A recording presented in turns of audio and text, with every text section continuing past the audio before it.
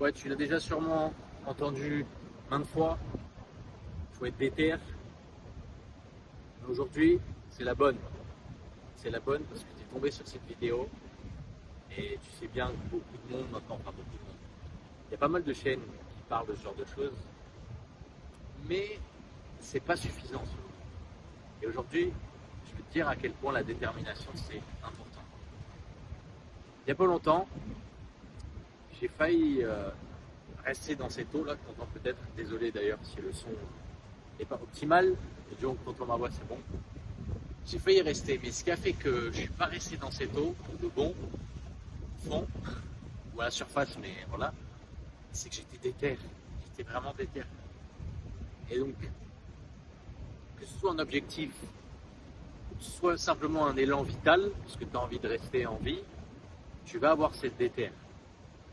Mais à côté, il y a pas mal d'éléments qui vont venir mettre des claques à ta détermination. Et tu sais ce que ça peut être. Ça peut être déjà toi, avant tout. Ça peut être la voix en toi qui t'empêche de vraiment unleash, comme on dit en anglais. Unleash. C'est vraiment débloquer. Ouais, peut-être pas la boîte de Pandore, mais il y a quand même cette idée de ne pas avoir peur, en fait. De ne pas avoir peur et de laisser parler son être. Il y a aussi évidemment l'environnement. Il y a aussi son environnement et les individus autour de soi. Et le lieu où tu bosses, la famille, les relations amicales ou amicales. Euh, Plein de choses qui vont faire que ta détermination va être augmentée ou non. Mais perso, s'il y a bien un truc que je retiens, c'est que peu importe si on t'encourage dans ta voie ou si on te rabaisse, si on te. Tu vois, peu importe. Parce que dans les deux cas, tu vas pouvoir vampiriser, j'ai envie de dire. Tu vas pouvoir vampiriser. Enfin, dans le cas où on t'encourage, bon, il n'y a pas vraiment besoin de vampiriser, mais c'est plus dans le cas où on va chercher à te tacler, à te rabaisser et tout. Dans ce cas-là, il va falloir prendre ce que tu peux et plutôt sublimer cette énergie. Parce que l'énergie d'une personne qui va te rabaisser en fonction de ce que tu souhaites, eh bien, va pouvoir être transmutée aussi, on pourrait dire. Pouvoir être transformée. De sorte que tu puisses tirer profit, tu puisses l'utiliser, encore une fois, comme essence, comme moteur. Et ça, c'est fondamental. C'est fondamental. J'imagine que si tu écoutes cette vidéo, tu parles très bien français, donc tu fréquentes des Français. Personnellement, j'ai vécu en France longtemps, plusieurs années. Enfin, j'ai fait mes études en France et j'ai grandi en France, en bref. Donc je sais ce que c'est et je sais à quel point ça peut être difficile sur le territoire. Pourquoi? Parce qu'il y a pas, en fait, il n'y a pas cette détermination commune, malheureusement. Ou alors, il va falloir rentrer dans certains cercles, il va falloir connecter avec certaines personnes qui vont être dans cette dynamique. Mais sinon, ah oui, j'en rigole parce que c'est une dinguerie. Je sais pas pourquoi on en est arrivé là. Enfin, si j'ai quelques petites idées.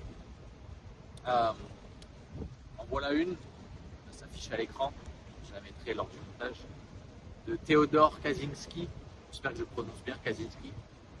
Excellent manifesto, je ne l'ai pas terminé à l'heure actuelle, bon je fais la vidéo là, mais c'est une bombe. J'ai vu la série que je recommande, c'est The Yuna Bomber, elle est formidable. Et je ne comprends pas pourquoi une série comme ça n'a pas autant de traction, voire plus de traction qu'une série du type Squid Game ou je sais pas quoi. Une série comme ça. Et justement, ça en dit long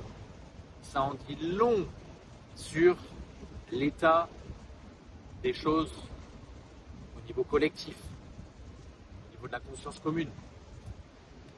C'est à quel point on ne cherche pas en fait à se libérer des chaînes.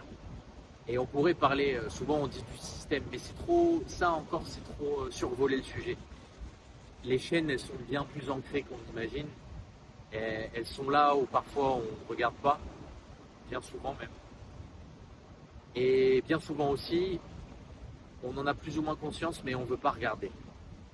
Et tout ça, finalement, va faire que notre détermination ne va pas être au point, elle ne va pas être saine. Parce on peut prétendre être déter.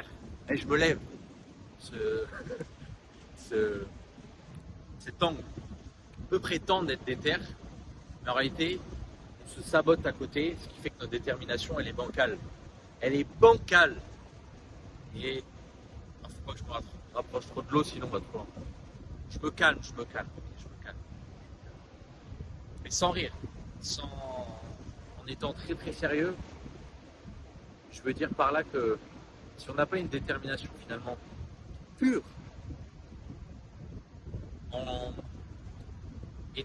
j'allais dire en anglais in accordance, je ne sais pas si je me trompe, qui en quelque sorte est adéquate avec ses intentions, eh bien, c'est pas la peine. Honnêtement, c'est pas la peine. On va se casser les dents, mais le problème c'est qu'on va se casser les dents pour rien. Et je sais à quel point c'est difficile. Je ne l'ai pas vraiment vécu, ce schéma-là, je ne l'ai pas vraiment vécu, mais j'ai fréquenté pas mal de personnes qui étaient dans ce schéma-là. Et forcément, elles ne comprenaient pas pourquoi ça n'allait pas, pourquoi, malgré les efforts, malgré la déter, finalement, il y a autre chose qui me vient à l'esprit. On peut considérer ces choses-là comme des intentions, mais on peut aussi considérer les éléments dans notre vie vraiment impurs. Impurs. Les pulsions basses. La daube en fait. Et cette daube, je dirais que c'est la première chose à travailler, du moins à retirer de sa vie. Cette daube. Quand je parle de daube, encore une fois, c'est les pulsions, pulsions qui sabotent vraiment la vie. Mais bien souvent, ces pulsions sont agréables. Oh oui, elles sont agréables, elles sont satisfaisantes, mais elles sont très énergivores, très éphémères. Elles ne mènent à rien.